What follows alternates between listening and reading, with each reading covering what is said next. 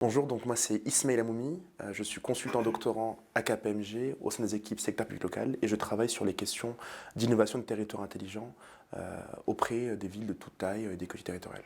Territoire intelligent, justement. Quelle définition? Le territoire intelligent, c'est un peu un mot, on va dire fourre-tout, qui a avant tout retranscrit différents phénomènes assez hétérogènes, mais qui ont avant tout pour sens une modification, en tout cas un renouveau de l'action publique.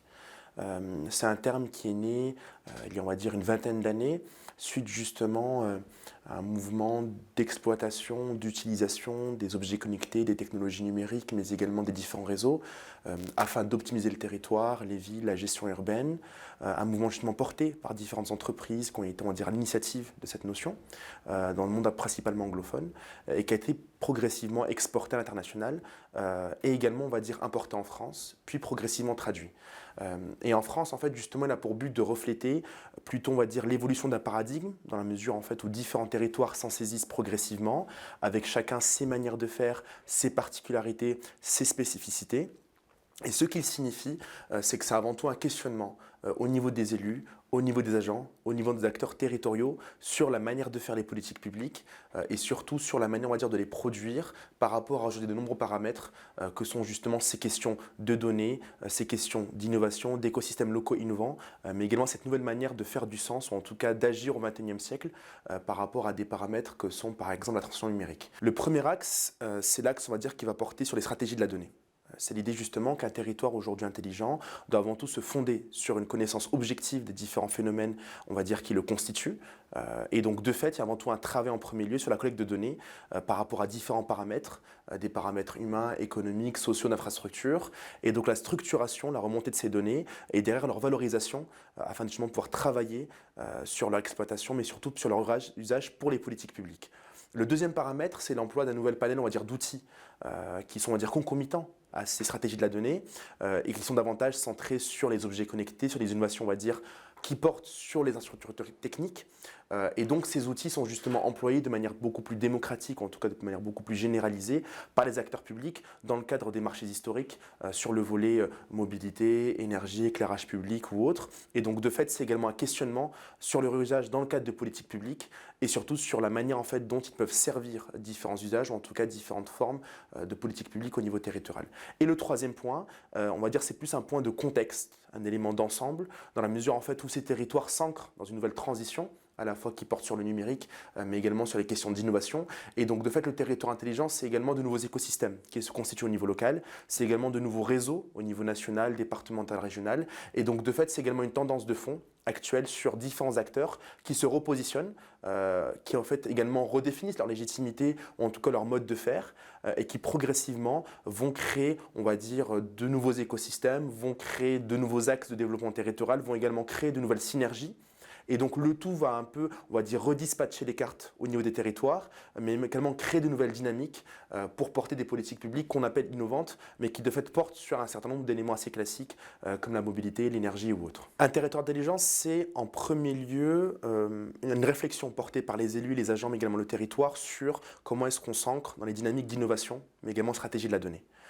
Dans un second temps, justement, suite à cette réflexion, c'est comment est-ce qu'on mobilise les acteurs du territoire par rapport à ces réflexions et comment est-ce que justement on crée du sens, on crée de la politique publique, on crée de l'innovation sur la base d'une impulsion politique ou territoriale. Un autre élément fondamental, c'est justement comment est-ce qu'on objectivie, comment est-ce qu'on crée de l'objectivité par rapport au territoire, c'est-à-dire comment est-ce qu'on arrive à produire de la donnée de manière fine, suffisamment granulaire pour pouvoir justement cerner un certain nombre de paramètres environnementaux, techniques, sociaux, économiques et derrière comment est-ce qu'on en fait du sens, comment est-ce qu'on crée de la synergie sur cette base. Et puis le dernier point, c'est justement saisir toutes les dynamiques amenées par les objets connectés, également saisir les dynamiques amenées par la transformation numérique et comment est-ce que ces dernières vont impacter les politiques publiques, les services auprès des habitants, mais également, on va dire, les dynamiques territoriales dans leur ensemble. Ville médiane. D'abord, déclin ou renouveau des villes médianes? C'est un vieux débat en France, justement par rapport à ces villes moyennes, par rapport à ces villes médianes, qui débutait justement sur la base d'un constat qui est celui d'une forme de dévitalisation d'un grand nombre de territoires. On a fait justement ce constat de centres-villes urbains qui perdaient en attractivité, de périphéries également qui gagnaient en taille face à ces centres-villes urbains. Et donc, de fait, un constat des hommes politiques, mais également un constat statistique sur les pertes démographiques, sur l'accroissement des, on va dire, des locaux vacants, sur également un vieillissement potentiel de la population, etc.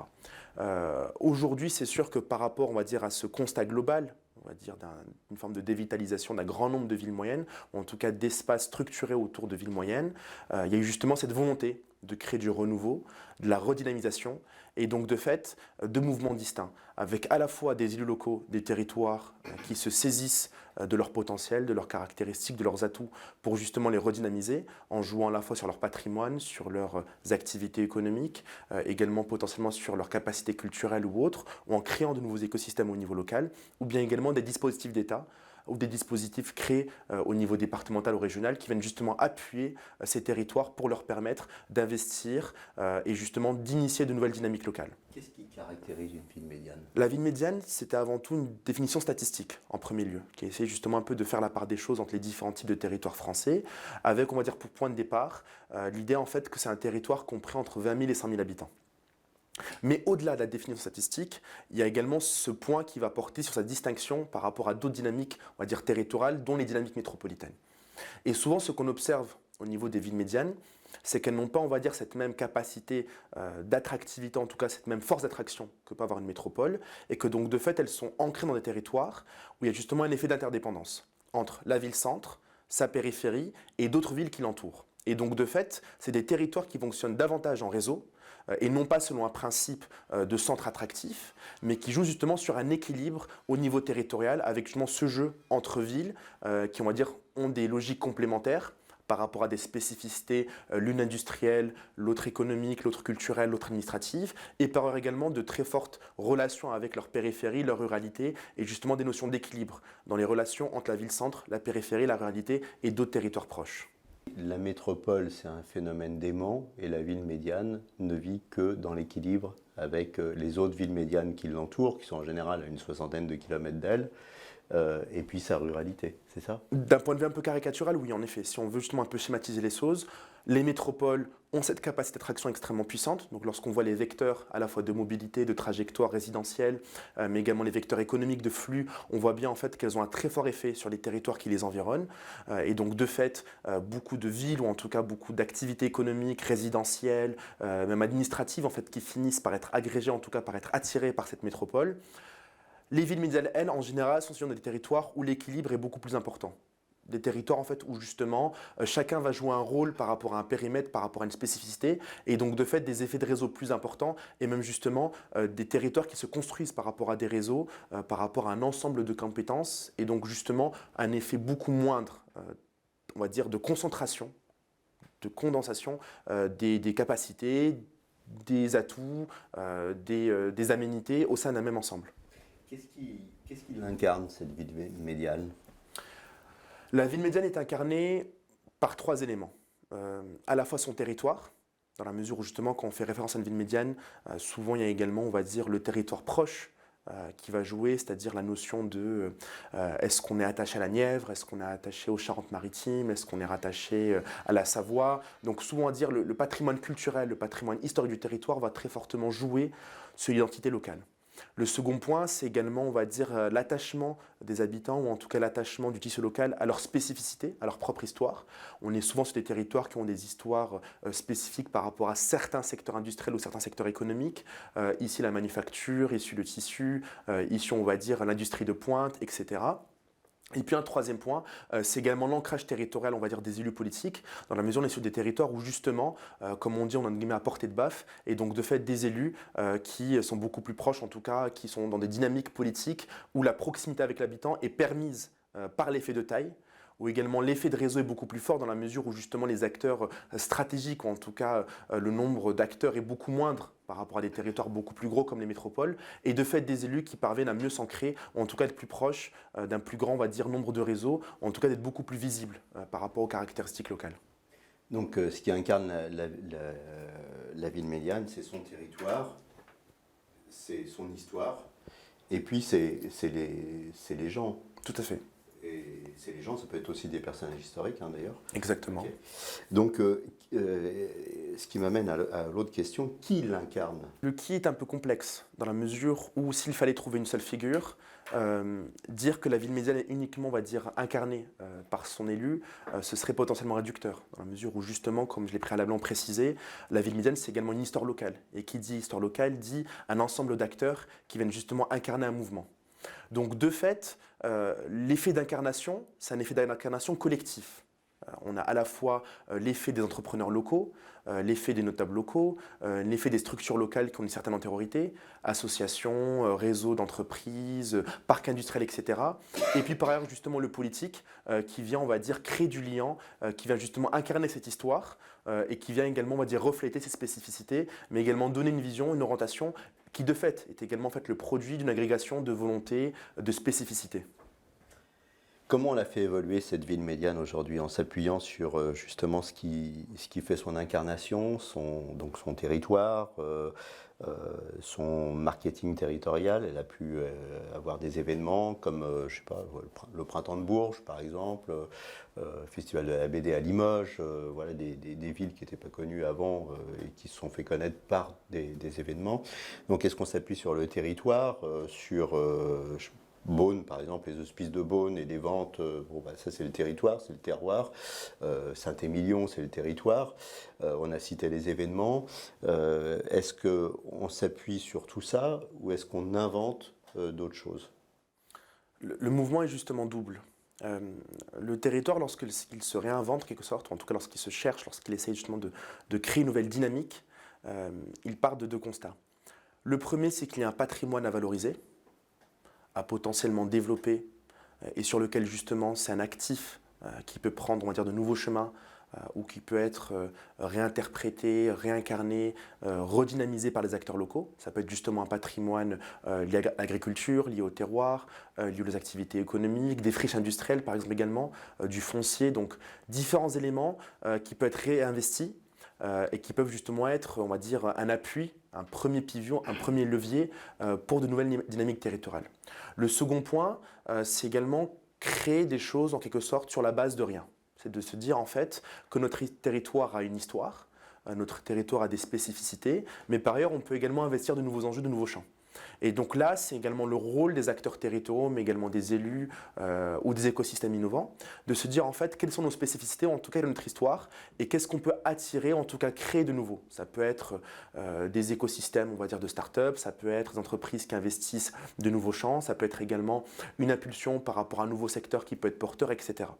Et là, c'est justement à la fois une politique d'attractivité économique, portée par les collectivités territoriales, avec l'appui des départements, des régions et d'autres acteurs nationaux, mais ça peut être également des entreprises qui viennent investir des territoires par rapport à certaines caractéristiques ou par rapport à de nouveaux leviers qui peuvent constituer. Donc cette notion, on va dire, de renouveau, elle se fonde vraiment, on va dire, un peu sur deux axes. Capitaliser sur l'existant et puis créer du neuf, créer du nouveau, d'un passif, en tout cas sur la base d'une dynamique qui elle-même va être influencée par différents paramètres, la proximité à certains territoires, la capacité à avoir des structures propices à certains types d'innovation, c'est les Fab Labs, c'est les tiers-lieux, c'est également des structures appuyées par des investisseurs et qui permettent justement de faire fleurir certaines entreprises comme des pépinières. Voilà, en fait, il y a différents leviers qui peuvent être saisis par les territoires et qui peuvent justement permettre de créer du nouveau et de créer de nouvelles dynamiques, susciter de nouvelles vocations. Comment on embarque les gens dans tout ça? Embarquer les personnes, ça peut impliquer différents leviers, on va dire. On va dire le premier levier, c'est avant tout de construire une vision commune, de construire un discours qui ne soit pas uniquement politique. Ça, c'est fondamental. C'est un discours presque de sens, dans la mesure où une ville médiane, une ville moyenne qui souhaite justement créer du renouveau, se redynamiser, elle doit avant tout lutter contre des stigmates, et on sait qu'ils sont nombreux, mais elle doit également démontrer qu'historiquement, en tout cas, que sa population, que son tissu local, que ses caractéristiques favorisent ce développement. Pour embarquer les personnes, il y a trois manières. La première, c'est d'avoir justement un discours clair par rapport au sens de la vision politique, mais également de la vision territoriale. Le deuxième point, c'est les outils qui permettent d'embarquer les personnes, les dispositifs, les lieux, les institutions qui viennent également permettre cette activation, en tout cas ce mouvement. Et le troisième point, c'est également d'autonomiser les personnes, de leur permettre justement d'investir par elles-mêmes ou en tout cas d'agir par elles-mêmes dans un sens qui leur convient. Par rapport à ce premier point sur le discours, ces villes moyennes, ces villes médianes doivent avant tout lutter contre un certain nombre de stigmates qui les caractérisent. Ces stigmates peuvent porter justement sur leur baisse d'attractivité, mais également sur la nature du territoire. Et donc, de fait, ce discours qui est structuré pour lutter contre ce stigmate doit avoir justement une vocation positive, mais doit également mettre en avant les atouts, les valeurs, les qualités, la nature du terroir, la nature des réseaux locaux, la nature, on va dire, des forces de la ville médiane, de sorte à montrer que justement ces stigmates sont dépensés, mais qu'également le territoire en fait regorge de ressources qui sont soit endormies, soit qui restent à activer. Ça, c'est un peu le premier point. Le second point par rapport aux structures, c'est la question en fait de quels sont les contextes, quels sont les cadres, quels sont les lieux qui permettent justement l'action. Et ces différentes unités, elles sont fondamentales dans la mesure où dès lors que l'on veut entreprendre, dès lors que l'on veut créer des réseaux, dès lors que l'on veut investir, il faut justement, on va dire, un cadre propice à ces différentes activités. Et justement, les territoires, soit par le biais de l'action publique, soit par le biais de l'action privée, peuvent faciliter de l'implémentation, peuvent faciliter de la co-création, peuvent faciliter de l'entrepreneuriat par différentes structures, par différents lieux qui justement sont des lieux de développement, sont des lieux qui créent de la facilitation, sont des lieux, on va dire, qui permettent d'accélérer des dynamiques innovantes.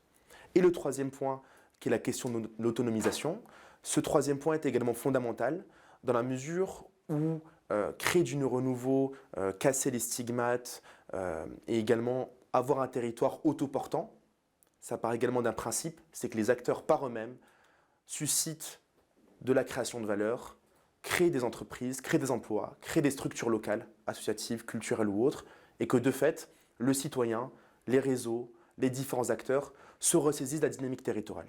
Et donc de fait, l'élu ne doit pas être le seul à porter la dynamique, l'écosystème territorial ne doit pas non plus être le seul à porter la dynamique, on doit être vraiment sur une synergie d'ensemble avec tous les acteurs qui chacun apportent, on va dire, leur part, leur brique à cet ensemble, à cet édifice.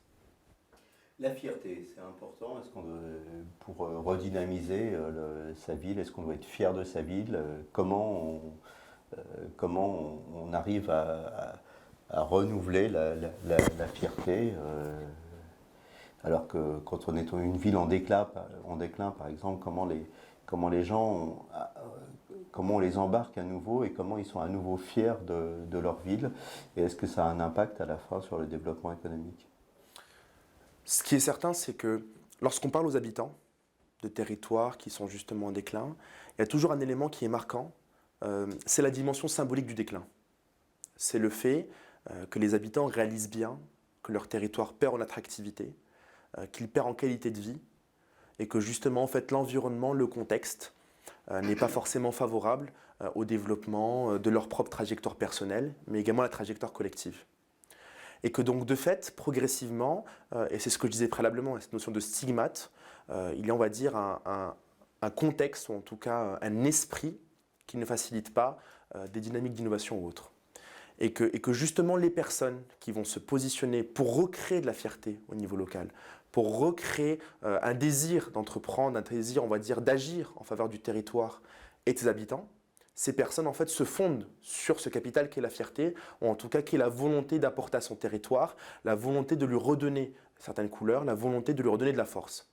Et donc de fait, c'est en effet un sentiment extrêmement utile, dans la mesure où redonner de la fierté, c'est également redonner du sens par rapport à la territorialité, par rapport à l'ancrage, et c'est dire qu'ici des choses peuvent se réaliser, qu'ici des choses peuvent prendre forme, et que de fait les habitants ne sont pas uniquement passifs, mais proactifs dans l'histoire de leur territoire.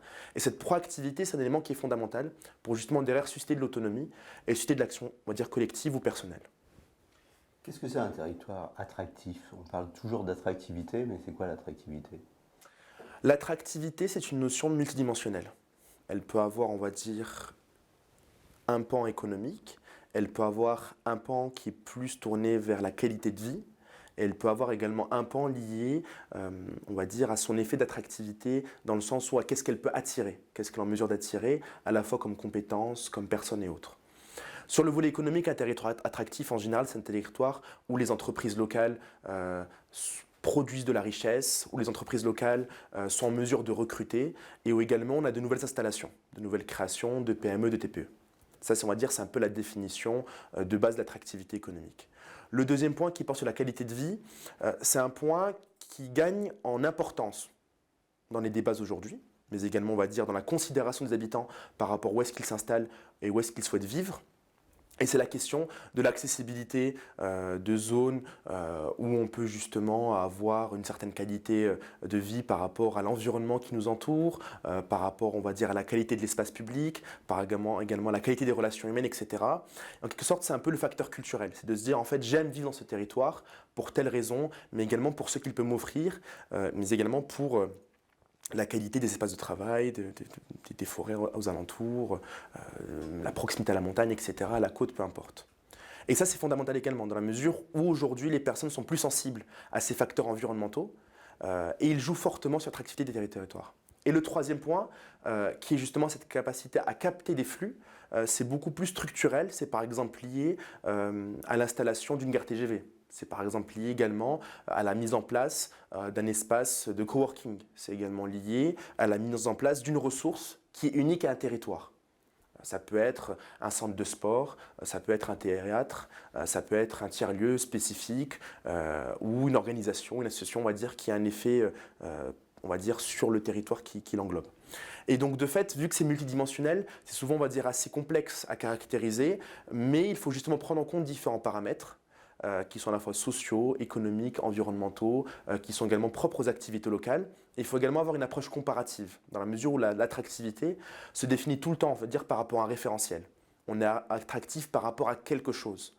On est attractif par rapport à un point de départ. On est attractif par rapport à un autre territoire, par rapport à un passif. Et donc, de fait, l'attractivité, c'est aussi le regard qu'a une population, qu'a une entreprise, qu'un groupe de personnes, sur un territoire par rapport à un autre ou par rapport à l'ensemble d'autres territoires. Donc, il y a justement souvent cette dimension comparative où on se dit qu'est-ce que ce territoire m'apporte de plus, qu'est-ce qu'il pourrait également m'apporter d'un peu moins. Et en fait, on fait un peu ce calcul et derrière, on obtient l'attractivité, ou en tout cas l'attractivité relative, puisqu'il n'existe pas d'attractivité intrinsèque. C'est toujours par rapport à. Vous n'avez pas mentionné les services, la santé, l'éducation, la sécurité, la couverture Internet. Ça fait partie de l'attractivité? Absolument, je pense que ça rentrait un peu dans le volet qualité de vie, mais c'est également de dire voilà, qu'un territoire, c'est également l'accès à des services de santé, c'est également l'accès à une éducation, c'est une université, c'est des associations sportives, culturelles, c'est quel est l'environnement dans lequel mes enfants grandissent, de manière également très concrète. Et donc de fait, c'est le service public, c'est la présence de l'État. Et dans quelle mesure en fait, est-ce que cette présence est valorisée ou non et des personnes justement aujourd'hui, et c'est pour ça que les villes moyennes, on va dire, gagnent en attractivité de nos jours, c'est qu'elles arrivent à offrir un niveau de service qui est plus ou moins équivalent à certaines métropoles, tout en ne comptons pas un certain nombre d'externalités négatives qui sont liées à la pollution, à la congestion, à la rareté de certains biens, à la nature des prix, etc. Et donc, de fait, c'est un calcul assez intuitif de quels sont les services disponibles, à la fois services publics, mais également services privés, et derrière aussi, qu'est-ce que je gagne en qualité de vie par rapport, on va dire, à ces différentes nuisances. Donc, en effet, c'est un point fondamental, et c'est aussi pour ça que les villes moyennes gagnent en attractivité, c'est que c'est des territoires où aujourd'hui l'État est encore présent, ou en tout cas un grand nombre de services publics sont encore présents, et donc de fait, qui justement, on va dire, ont à la fois des avantages et des inconvénients, mais voilà, les personnes font ces calculs. Tout à l'heure, je vous ai posé la question de savoir comment on embarquait les gens. Mais finalement, est-ce que les gens ils ont envie qu'on les embarque? Est-ce qu'ils ont envie que leur ville elle devienne numérique, qu'elle s'engouffre dans le futur? Ou est-ce qu'ils ont envie finalement d'avoir une petite vie tranquille dans une ville médiane, paisible? Embarquer les personnes, c'est pas forcément avoir une dynamique centrée sur le numérique ou l'innovation. Embarquer les personnes, c'est s'assurer que le projet de territoire leur convient, qu'il a du sens pour eux, mais qu'également il peut créer de la richesse locale, ou en tout cas créer des conditions de vie meilleures. Et en fait, par rapport à cette problématique, par rapport à cette question qui est comment mon territoire évolue, quels sont les services qu'il assure, et en fait, est-ce que le cadre dans lequel j'évolue me convient, il y a différentes réponses possibles. La perspective territoire intelligent en est une, avec justement cet axe sur le numérique, l'innovation, mais également toutes les définitions qu'il peut avoir sur la mobilité, sur l'énergie ou autre. Mais le plus important, en fait, c'est que le projet de territoire correspond aux aspirations locales, aux aspirations citoyennes, et c'est véritablement le point de départ.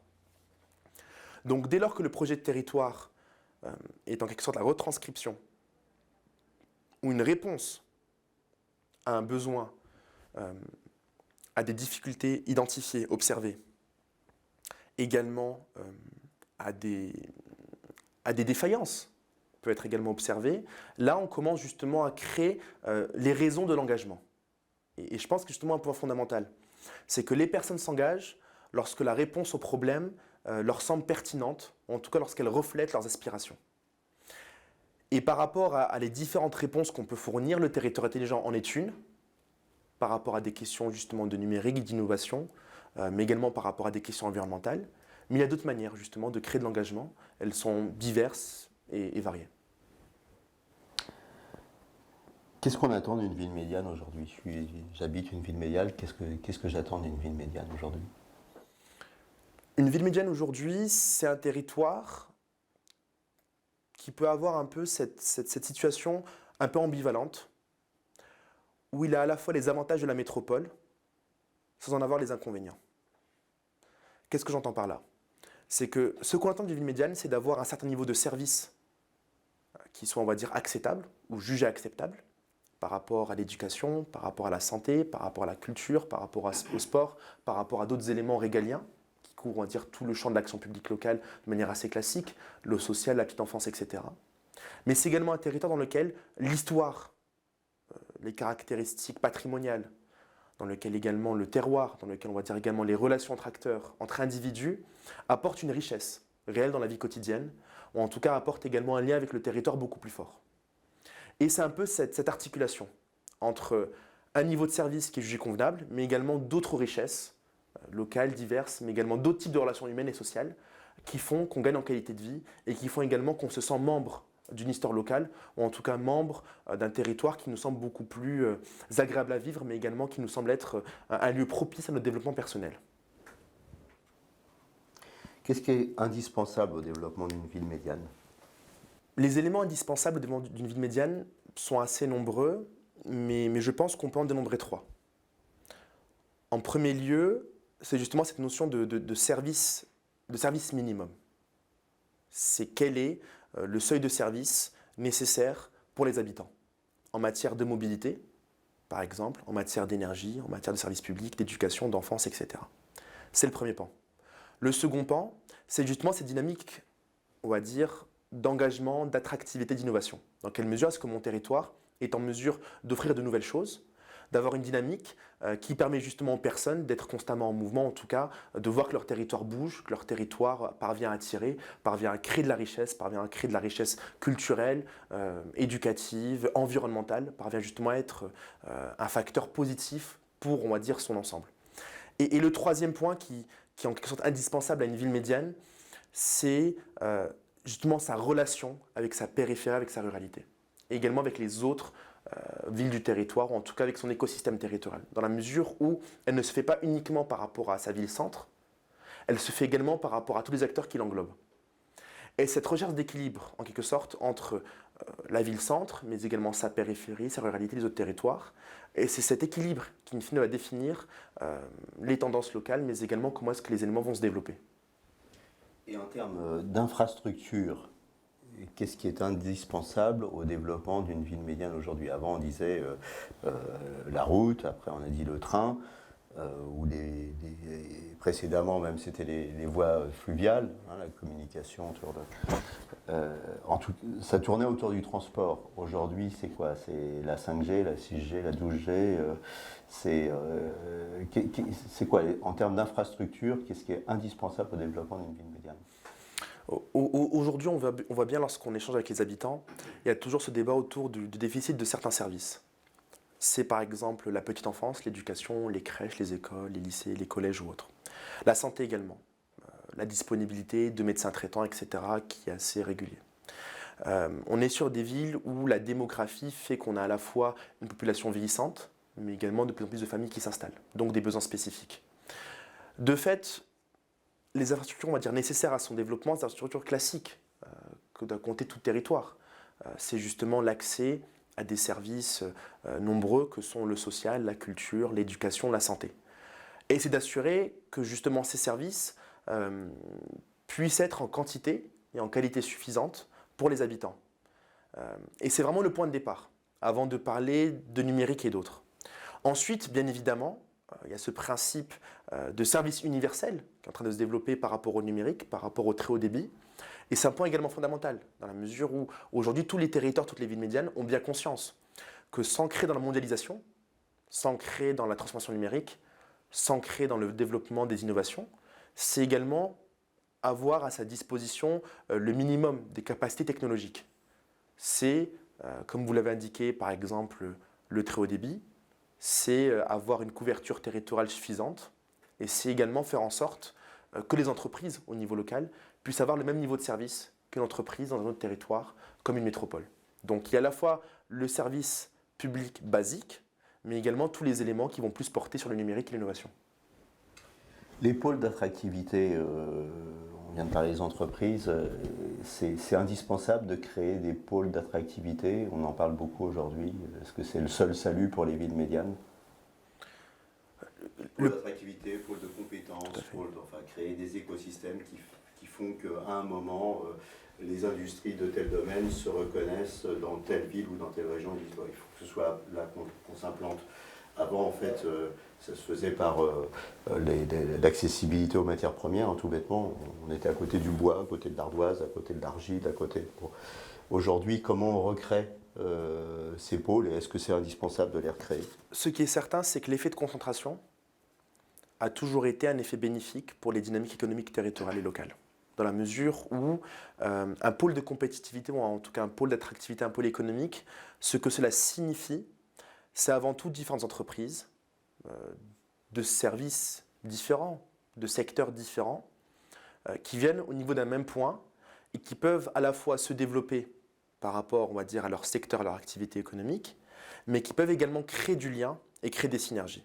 Et ça, c'est un point fondamental, dans la mesure où justement, aujourd'hui, toutes les dynamiques d'économie circulaire sont des dynamiques qui sont poussées, portées par les territoires, pour justement faire en sorte que les intrants de l'un soient les sortants de l'autre, ou bien que les emplois, que les compétences puissent être mieux répartis ou puissent mieux circuler entre les acteurs économiques locaux. Et donc, de fait, créer de la concentration, ça ne veut pas forcément dire créer un parc industriel, ça ne veut pas forcément dire créer un seul espace dans lequel on concentre tout le monde, non. C'est l'idée que par rapport à un territoire, il y ait suffisamment de filières, d'entreprises ou en tout cas d'activités qui permettent justement de faire en sorte que le tout soit résilient dans son ensemble et que le territoire ne soit pas sujet à une dépendance forte par rapport à un seul même secteur ou à une seule même filière. Et ça, c'est un point important, dans la mesure où aujourd'hui, on a vu que beaucoup de territoires avaient, par exemple, une spécificité industrielle. Tel territoire travaillera uniquement sur l'automobile et ses composants. Tel territoire travaillera uniquement sur l'aéronautique et ses composants ou autres. Et donc, on avait une forme de pivot qui serait une entreprise ou un groupe d'entreprises qui seraient les leaders locaux, et puis une série de PME, TPE qui graviteraient autour. Ce modèle de concentration a montré ses intérêts, ses forces, puisque justement, il a généré des écosystèmes extrêmement résilients, des écosystèmes d'innovation, où justement des chefs d'entreprise, des compétences, des centres de recherche pouvaient être constitués en agrégeant des finances, en agrégeant des investissements, mais que par ailleurs, cette forte dépendance pouvait parfois, suite à des chocs externes, être source de dépérissement, d'appauvrissement ou autre. Et donc aujourd'hui, la logique, c'est véritablement de travailler sur des écosystèmes beaucoup plus riches en matière de secteurs et de filières pour créer de la résilience, mais également pour créer de nouveaux types de synergies interfilières et interactivités économiques. La communauté d'agglomération, le département, la région, la métropole, le national, l'international, comment elle existe, la ville médiane, dans tout ça? Quels sont ses leviers pour exister? La ville médiane, c'est un échelon, en tout cas c'est une articulation au milieu justement de ce millefeuille, en quelque sorte, mais c'est également, on va dire, l'une des pièces qui permet à l'ensemble de fonctionner. Dans la mesure où lorsqu'on parle de département, de région, de national, ces différents échelons de collectivités ou d'acteurs publics viennent pour appuyer, viennent pour implémenter, viennent pour contrôler, viennent pour réguler. Mais de fait, la ville médiane, c'est le territoire de l'action.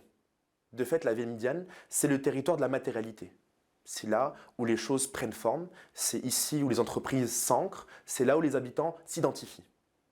Et donc, malgré justement ces différentes couches qui toutes ont un rôle différencié, la ville médiane reste en fait le bassin, ou en tout cas le support d'action, le support de l'identité et le support également de l'ancrage, ou en tout cas le référentiel commun.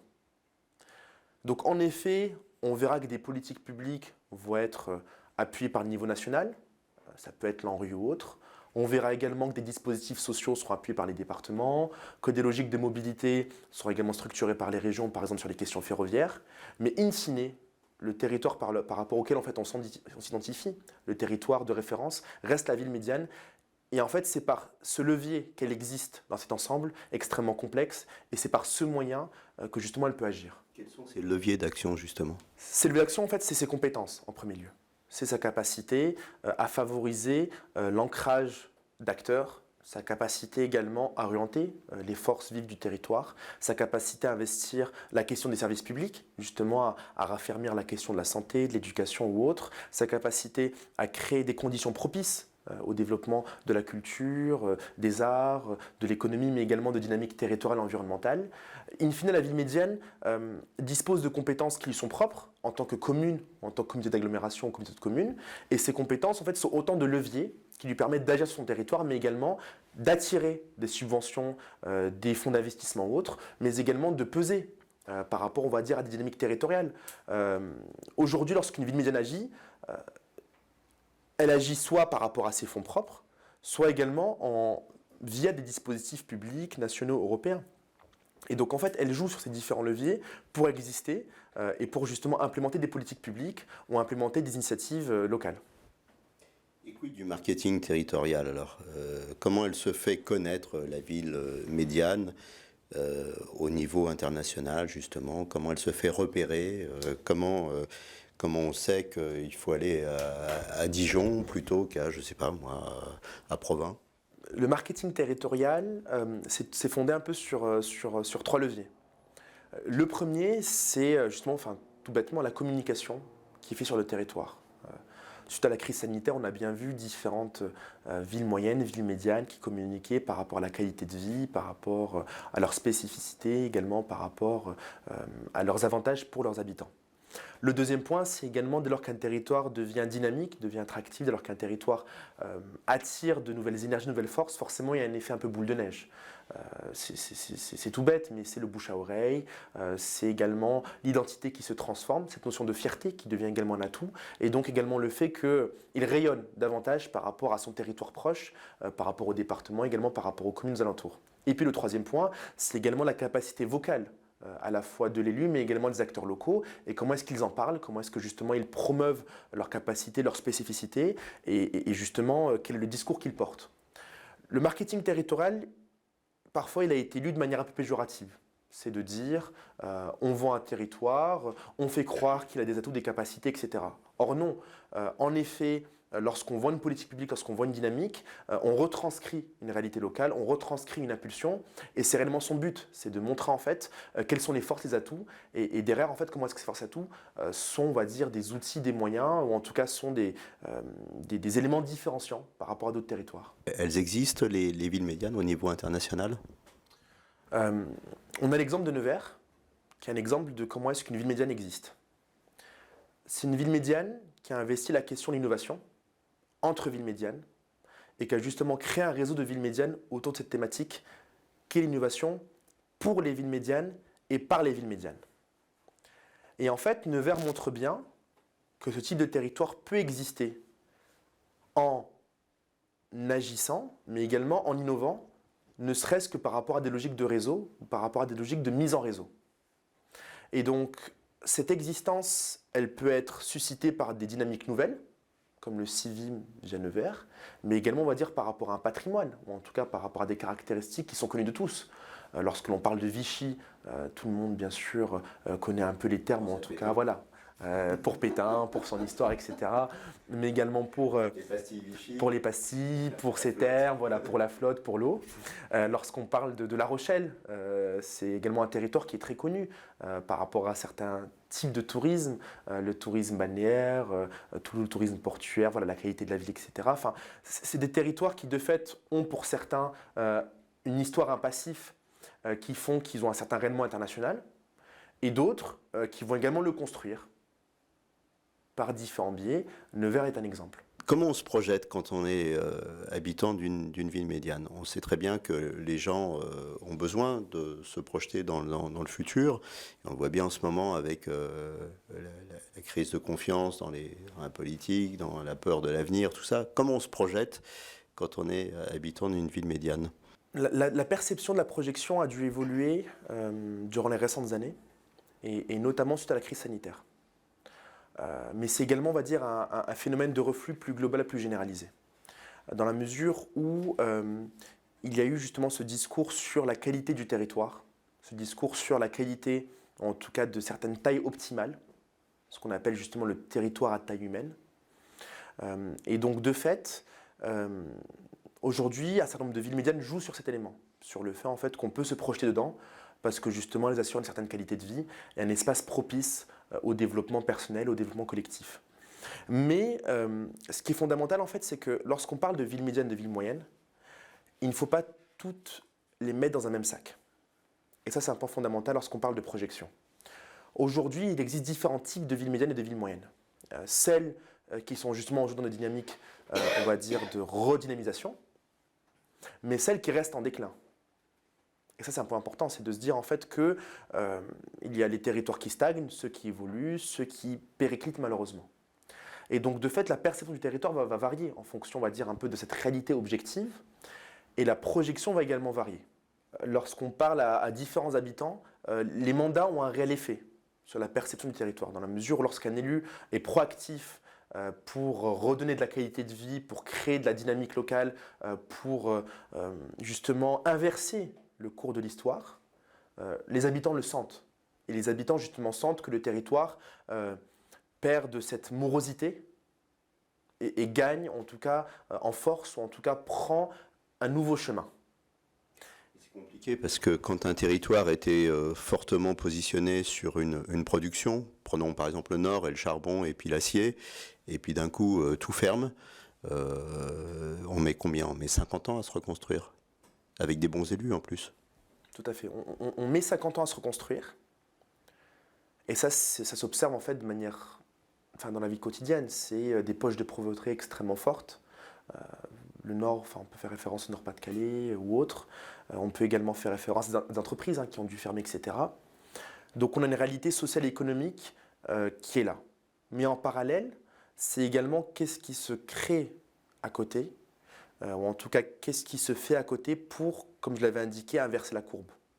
Donc en effet, ces territoires partent d'un passif qui est le leur, avec cette histoire de 50 ans, de dévitalisation, de désindustrialisation, de paupérisation, qui fait en quelque sorte le socle sur lequel, on va dire, ils vont évoluer. Mais en parallèle, beaucoup d'initiatives. Aujourd'hui, lorsqu'on parle par exemple du Boulonnais, c'est également un port industriel qui est en train de gagner une nouvelle vie. C'est des investissements dans des pépinières d'entreprise. C'est également des dynamiques qui portent une innovation par rapport aux questions de recherche maritime et autres.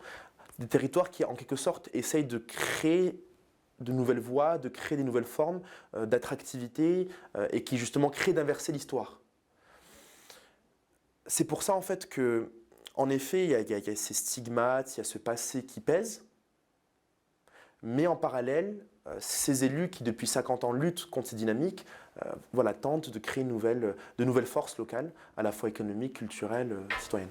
le Nord, hein, par exemple, qui avait donc ses pôles forts charbon, acier, avec l'aval, par exemple, et l'Ouest, qui est beaucoup plus fondé sur une économie très très diversifiée, avec un nombre incalculable de petites entreprises. On s'aperçoit qu'il y en a un aujourd'hui où il y a quasiment zéro chômage, et puis un autre qui peine 50 ans après à se reconstruire. C'est pas une leçon, ça, pour développer les territoires de demain? Absolument. Euh, c'est une leçon dans la mesure où, même aujourd'hui, lorsqu'on voit un peu les statistiques de l'INSEE, on voit bien en fait qu'il y a un peu ce clivage, ou en tout cas cette distinction entre un sud-ouest plus dynamique, ne serait-ce également qu'en termes d'aire urbaine moyenne, et un nord, on va dire, où justement plus dans une logique de reprise ou de redynamisation. Et comme je l'avais indiqué préalablement, on était sur des territoires qui avaient une très forte concentration et spécialisation par rapport à des industries manufacturières, par rapport aux volets miniers, etc. Et qui de fait sont encore dans le contre-coup, en quelque sorte, encore dans l'absorption du choc, par rapport à un sud-ouest qui avait d'autres atouts. C'est une leçon qui doit dire deux choses. En premier lieu, on ne met pas tous ses œufs dans un même panier. Ça, c'est le premier point. Et c'est un peu l'adage, mais qui en soi fait partie du bon sens. Et en deuxième lieu, lorsqu'on crée justement une ville médiane, ou en tout cas lorsqu'on crée un territoire attractif, on doit travailler sur plusieurs secteurs, sur plusieurs filières, mais également des filières d'avenir. Et ça, c'est également un point un peu clé dans le débat. C'est de se dire, en fait, quelles sont les ressources, quelles sont les compétences, quels sont, à dire, les types d'activités qui vont structurer le XXIe siècle. Ou en tout cas, qui vont accompagner des territoires dans leur développement. Et c'est à la fois un choix d'orientation politique, mais également, c'est on va dire, une relation entre l'acteur public et l'acteur privé. C'est de se dire, le territoire X, par rapport à ses atouts, par rapport à son positionnement, par rapport à ses caractéristiques, qu'est-ce qu'il peut faire pour l'avenir, ou en tout cas, quelles sont les filières qui peuvent s'y développer, rester compétitives, et s'ancrer dans cette logique, soit de technologie de rupture, soit dans cette logique d'innovation, de recherche.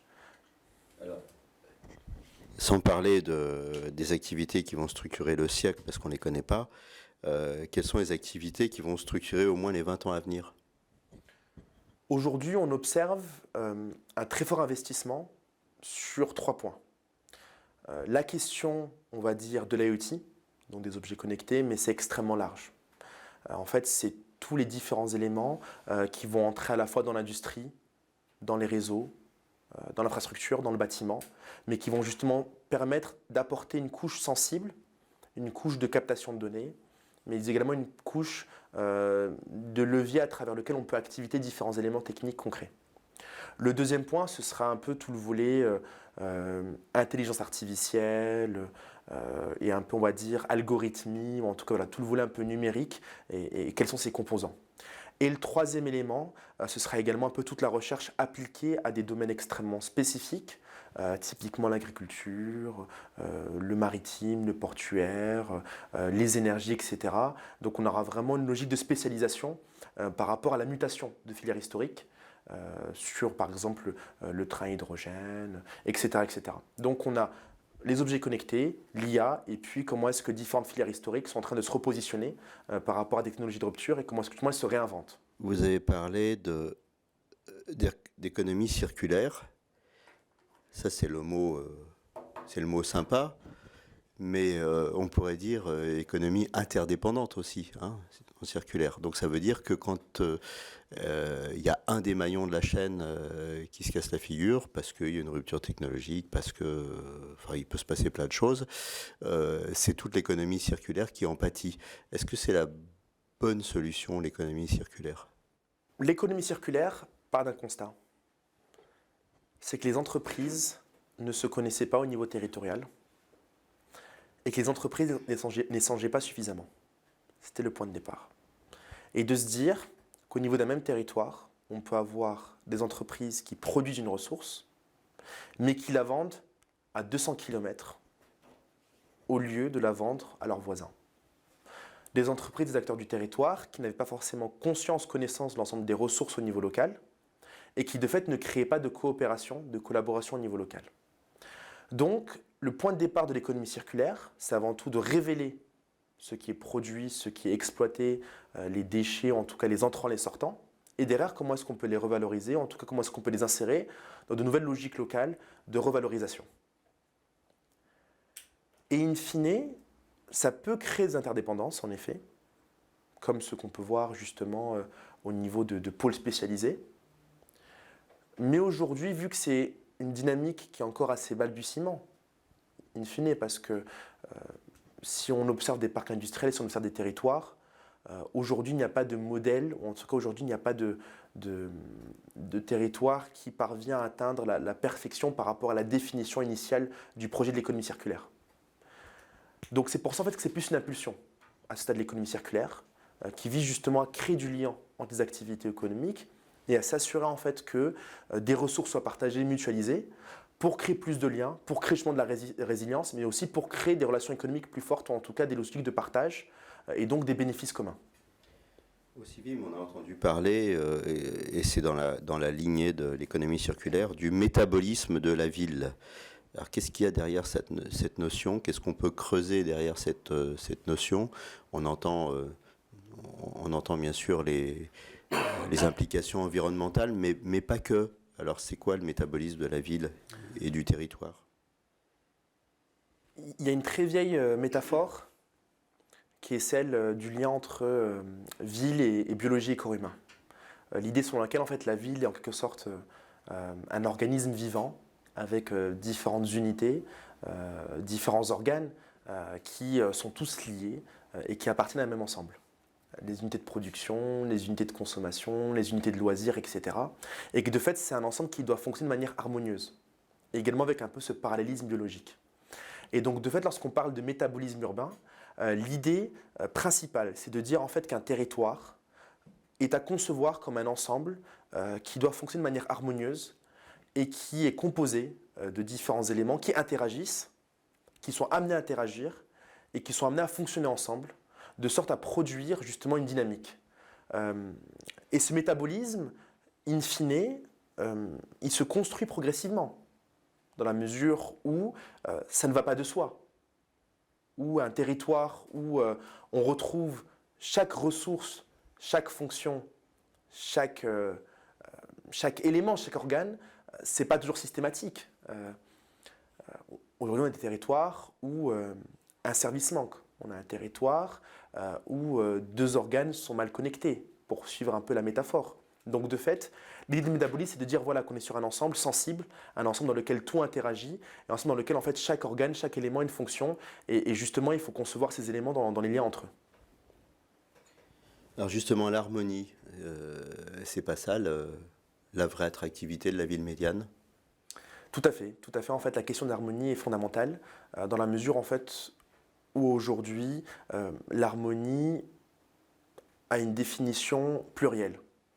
On y intègre les éléments écologiques et environnementaux, on y intègre les nuisances diverses et variées qui justement sont amenées à baisser en intensité, en tout cas contre lesquelles on lutte, l'harmonie entre les individus, entre les structures économiques et sociales, l'harmonie entre le politique et le citoyen, etc.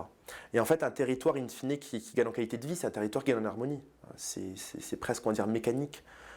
Et donc, de fait, cette harmonie, c'est ce qui est suscité par les individus, par les différents corps qui le composent, mais également ce qui les lie.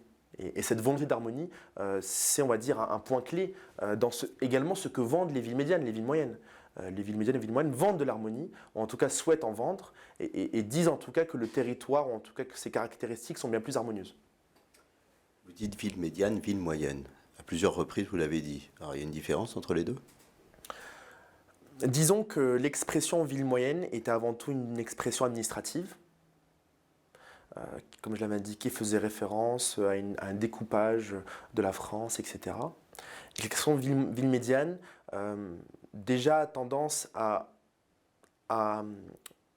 considérer qu'on n'est pas sur du 20 000, 100 000, on est déjà plus sur du 20 000, 50 000, 60 000, donc on est un peu en train de resserrer les taux, d'avoir un élément beaucoup plus homogène, et que par ailleurs, on perd également un peu parfois la connotation un peu péjorative, négative, que peut avoir le terme moyen. Si on devait définir la ville médiane par un mot? Ce serait ancrage. Ancrage dans la mesure où justement, ces villes médianes se définissent par rapport à un territoire, par rapport à une histoire propre, par rapport à des spécificités historiques, culturelles, patrimoniales, politiques, économiques, industrielles pour certaines, et que donc de fait, elles ont ce rapport à leur histoire, à leur territoire qui me semble beaucoup plus marqué, beaucoup plus fort, et en plus, en général, avec des populations qui ont un rapport au territoire, ont un rapport à leur propre histoire qui est parfois beaucoup plus marqué. Et que donc de fait, ce qui les lie, ce qui fait leur force également, c'est un peu cette identité collective, c'est un peu cette histoire commune dans laquelle ils s'ancrent, et également cet attachement au territoire, à ses spécificités, et également, on va dire, à cette projection commune. Et c'est pour ça en fait, que le terme ancrage, pour moi, a beaucoup de sens. Dans la mesure où, justement, lorsqu'on va auprès de ces villes moyennes, on sent bien que leur identité n'est pas celle d'une ville globale. On sent bien que leur identité n'est pas celle d'une autre ville moyenne. On sent bien en fait ces différences, on sent bien ces spécificités, et on sent bien justement qu'on est dans un territoire particulier, dans un territoire, on va dire, qui a sa propre richesse, et que c'est cet ancrage en fait qui fait toute sa force. Donc oui, le terme ancrage est pour moi le terme le plus adapté. On a beaucoup parlé un peu de manière générale, mais des exemples concrets, et de raconter un peu ce que fait Nevers, de raconter ce que fait La Rochelle, et voilà, de dire typiquement en fait pourquoi est-ce que certains territoires, certaines villes médianes emploient le territoire intelligent, ou en tout cas cette notion comme un levier d'innovation. Et donc de partir de Béthune, de partir de La Rochelle, de Nevers, de raconter différentes histoires. Et en fait, je pense aussi qu'il y a un point important, c'est de dire en fait que ces villes moyennes, ces villes médianes, elles sont également en mesure de redéfinir des dynamiques territoriales. Lorsqu'on parlait de territoire intelligent, au début, il y avait toujours un peu on va dire ce point de départ qui était de dire en fait que c'est un outil pour les métropoles. Le territoire intelligent serait un objet métropolitain, serait un objet pour des territoires extrêmement attractifs, extrêmement dynamiques, etc. Or, cette notion a été saisie par des élus au niveau local, elle a été saisie par des agents, par des directions, par des entreprises, et il a été réinvesti, retraduit, redéfini au niveau des villes moyennes et des villes médianes. Et donc, de fait, aujourd'hui, lorsqu'on voit les dynamiques d'innovation, on réalise bien qu'elles n'ont pas le même sens et qu'elles n'ont pas les mêmes formes d'un territoire à l'autre. Et ça, c'est fondamental. Quelques exemples. Alors, je vais vous prendre deux exemples qui vont justement un peu retranscrire les différences qu'on peut observer. Nevers et La Rochelle. Nevers, c'est un territoire qui typiquement, selon un axe de redynamisation, a souhaité constituer une réflexion profonde sur comment est-ce qu'innovation et ville médiane peuvent faire un. Comment est-ce que beaucoup de territoires français, mais également d'autres territoires internationaux comme le Québec, peuvent constituer un pool de réflexion et d'action autour des entreprises, des technologies, des savoirs, des compétences qui peuvent justement être utiles pour redynamiser des territoires qui ont des caractéristiques territoriales propres. Et c'est pour ça que Nevers a créé ce réseau de territoires qu'est le CIVIM, mais c'est aussi pour ça que ce CIVIM est en quelque sorte un tremplin, un outil pour penser la mobilité dans les territoires peu denses, pour penser l'activité économique, industrielle, les startups, les innovations dans ce type de territoire, mais également pour penser les services qui leur sont spécifiques. Puisque, qu'est-ce qui se passe aujourd'hui? C'est que beaucoup d'entreprises innovantes, installées au niveau des métropoles, pensent leurs solutions par rapport à un référentiel métropolitain. Donc par rapport à une certaine densité de population, par rapport à un certain niveau de service, par rapport à certaines caractéristiques territoriales. Or, comme on l'a indiqué, ces villes médianes ont des spécificités par rapport au comportement des personnes, par rapport aux flux de mobilité, par rapport aux dynamiques pendulaires, etc., qui sont absolument propres. Également des questions liées à l'âge, liées au terroir, liées au patrimoine, etc. Et donc, de fait, comment est-ce qu'on peut créer un savoir, comment est-ce qu'on peut créer des innovations qui répondent spécifiquement aux besoins de ces territoires. Donc, on met en réseau, on crée une dynamique collective, on crée un ensemble de maires, d'élus, d'entreprises qui ont un focus sur la question de la ville médiane et de l'innovation. On essaie de produire à la fois une pensée politique, au sens de la cité, etc., mais également une pensée économique, d'innovation, de citoyenne, une pensée sur l'environnement, etc. Et qu'est-ce qui fait en fait la force de ces territoires. Avec également, pour référentiel, que la mondialisation ne se fait pas, on va dire, contre les villes médianes, mais que les villes médianes ont leur place dans la mondialisation, qu'elles ont également leur place dans le jeu économique entre villes, et qu'elles peuvent être également des centres d'innovation, des centres de production, et qu'elles peuvent justement jouer leur rôle en fait dans un territoire actif et dynamique. Ça c'est Nevers, c'est ce point de départ, c'est cette histoire en fait où on met en relation, où on met en réseau, où on crée de la dynamique économique. En parallèle, différents territoires ont essayé d'investir différemment la question de l'innovation. Il y a le territoire de La Rochelle par exemple, qui à travers son projet de territoire, La Rochelle Territoire Zéro Carbone, a justement créé une impulsion collective autour de la neutralité carbone. Avec cette idée que d'ici un certain nombre d'années, le territoire va parvenir à avoir, on va dire, une dynamique écologique positive en étant maître, ou en tout cas en étant un parfait connaisseur, en tout cas en investiguant de manière fine les émissions diverses et variées, les différents polluants, les différentes activités économiques ou quotidiennes qui peuvent justement générer des nuisances, et par la maîtrise de l'ensemble de ces externalités, in fine, la maîtrise de ces points de guillemets négatifs, comment est-ce qu'on peut, de l'autre côté, créer des activités économiques, comment est-ce qu'on peut créer des activités publiques, comment est-ce qu'on peut justement réinvestir le territoire, comment est-ce qu'on peut réinvestir les zones humides ou d'autres éléments pour créer, ou en tout cas soit réduire la production d'émissions, de polluants, etc., soit créer des zones qui absorbent du carbone, ou en tout cas qui peuvent justement bénéficier à la logique globale. Et donc La Rochelle Territoire Zéro Carbone, c'est de se dire comment est-ce qu'on met en mouvement tous les acteurs du territoire pour une finalité collective qu'est la neutralité carbone. Comment est-ce qu'on leur fournit un outil absolument unique qui est la plateforme territoriale de la donnée, et comment est-ce que cet outil devient en quelque sorte un moyen de collecter, d'agréger des données anonymisées qui derrière sont employées pour mieux comprendre le territoire, pour créer des synergies, pour créer des liens, pour créer du savoir, mais également pour permettre de nouvelles formes d'innovation. Et en fait, à travers cet outil qui est en fait un peu un outil de savoir, un outil qui révèle la dynamique territoriale et qui permet également de les mettre, en tout cas de les visibiliser pour tous, on peut derrière avoir une politique publique qui se fonde sur des faits objectifs et qui justement vise la neutralité carbone. Donc, La Rochelle qui fait du territoire intelligent par un objectif commun qui est la transition écologique, la neutralité carbone, et qui emploie un levier qui est la donnée, ou en tout cas la donnée des acteurs locaux, qui l'agrège, qui fait un pot commun et qui la travaille. Et justement, c'est une dynamique qui est en train d'être lancée et qui se développe.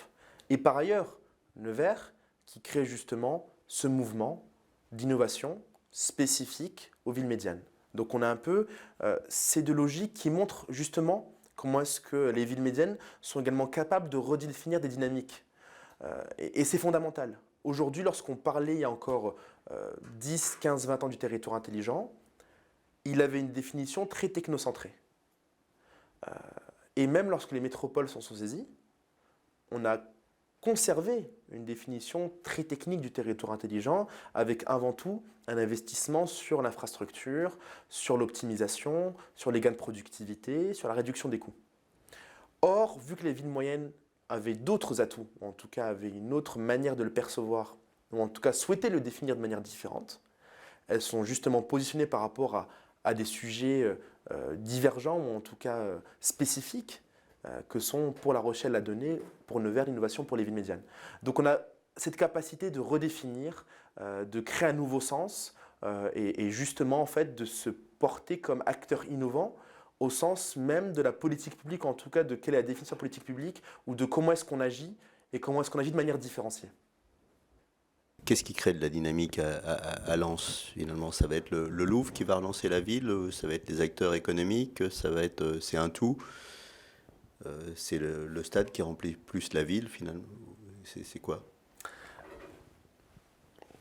Lorsqu'on met le Louvre à Lens, en fait on installe une ressource nouvelle qui a une certaine valeur symbolique, culturelle, économique, et qui est à la fois le reflet d'une histoire de redynamisation, puisque justement le Louvre s'ancre dans une politique culturelle locale, s'ancre dans une politique économique locale, et qu'il devient de fait un référentiel un pivot, mais également un nouveau lien entre les différents acteurs. Et que de fait, le Louvre à Lens est un outil qui est exploité par les acteurs locaux, mais également est une ressource qui va permettre à d'autres ressources de s'installer, qui va également permettre de susciter de nouvelles vocations, qui va permettre aussi de faciliter de nouveaux ancrages, etc. Et c'est pour ça en fait que des initiatives en fait, comme le Louvre à Lens sont des exemples en fait, de comment est-ce qu'une histoire locale finit par se retranscrire à travers un élément symbolique. Et derrière, comment est-ce que cet élément symbolique, comment est-ce que cet investissement peut justement avoir un effet boule de neige en facilitant le développement d'écosystèmes et également en permettant d'agréger, d'attirer de nouvelles ressources. Cet exemple du Louvre à Lens, on peut le retrouver dans d'autres collectivités territoriales. Par exemple. Typiquement, lorsqu'on parle du projet Anne-Dijon, qui est justement un exemple de projet de territoire intelligent et qui a fait beaucoup parler parce que c'est en quelque sorte l'un des premiers projets de territoire intelligent intégrés, dans lequel on mettait de la sécurité, de la mobilité, de l'énergie, de l'eau, etc.